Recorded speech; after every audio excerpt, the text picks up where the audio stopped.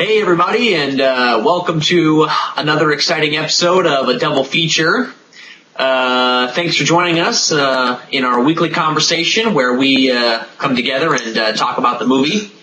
This week, in case you missed it, we're talking about Skyfall, the latest addition to the James Bond franchise. And Derek, before we get into the conversation, there's something that I just got to get out of the way. I like to ask this question all the time of Bond fans, and I'm just going to get it off the table first. Favorite James Bond, favorite James Bond movie, favorite James Bond villain. Favorite James Bond would be early Sean Connery. Ooh, favorite movie. I don't. It's probably a toss-up between From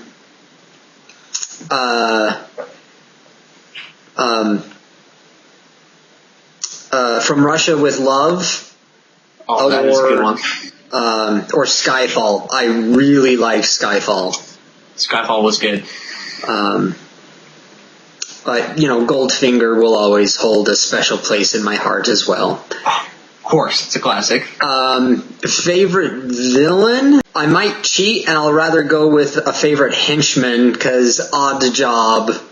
I don't know about it, but all right. He's like a Dick Tracy character stuck in the James Bond universe. It's funny. I don't know. Maybe it's just the fact that his bolo hat can decapitate stone statues. Fair enough.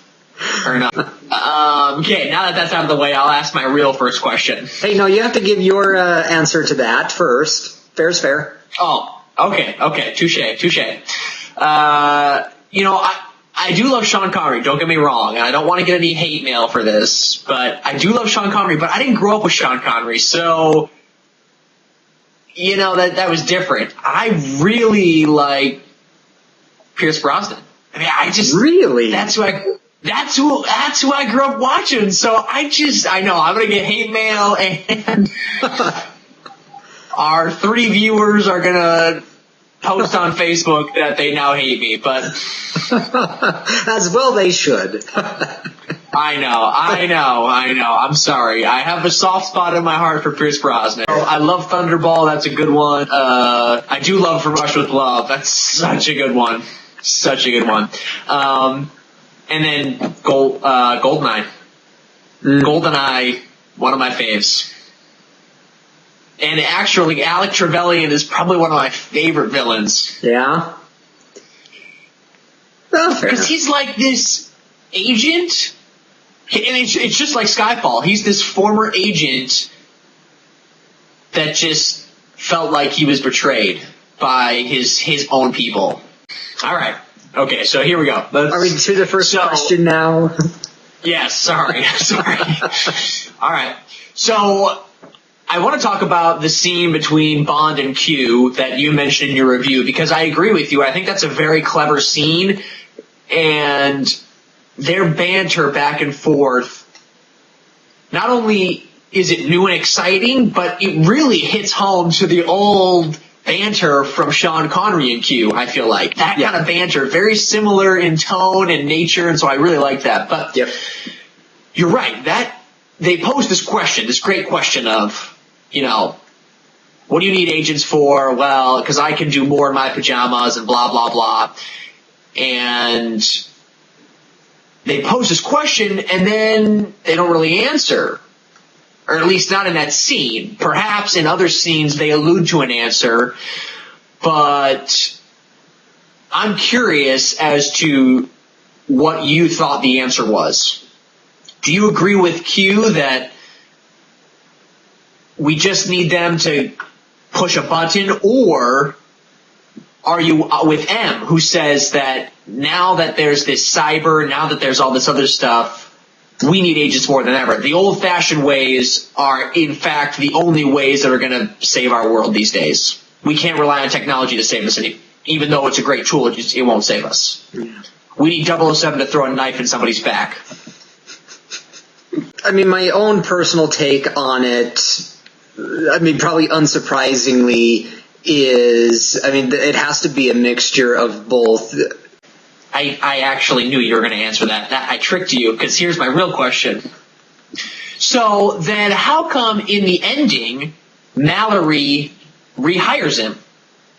Because if you remember in the scene, Mallory's like, why not stay dead? You have the perfect way out. I mean, you're old. This is a young man's game. Time to move on. But then in the end, it's, 007, there's lots to be done. Let's forget that conversation we had and get back to work. Mm-hmm. I think before, Mallory only knew Bond as a statistic.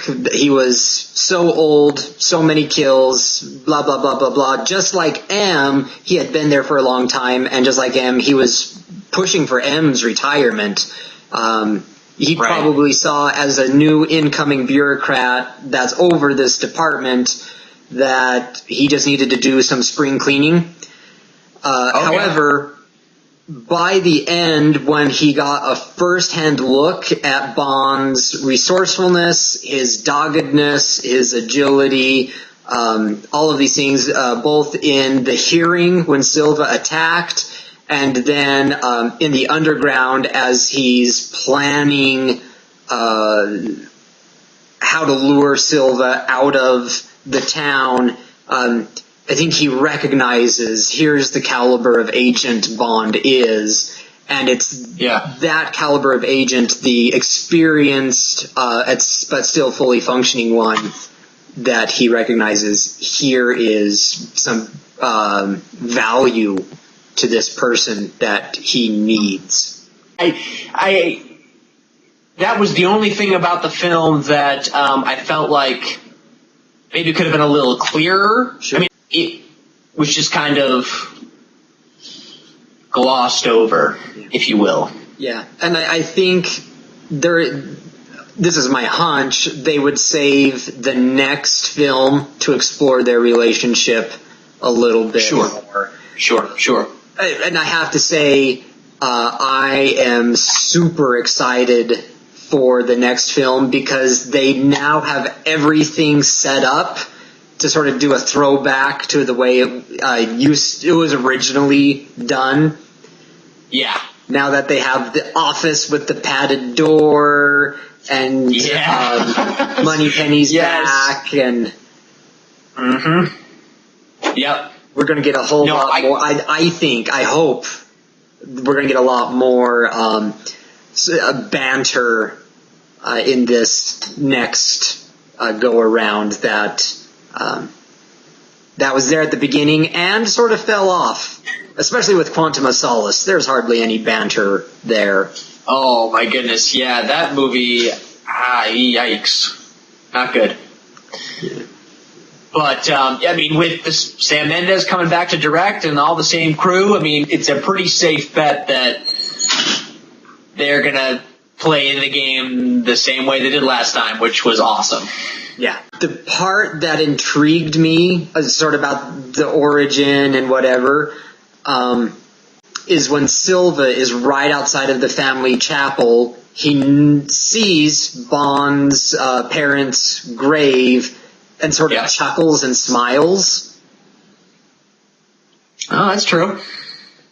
I mean, that says a lot, but at the same time, I'm not 100% sure exactly what it says. Does he know the history of the parents? Because he was around before Bond was.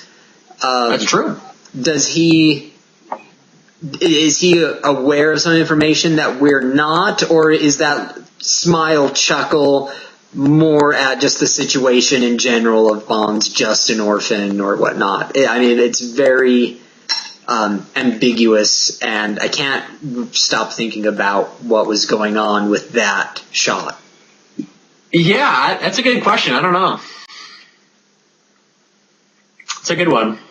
No, definitely, and I said this in my review,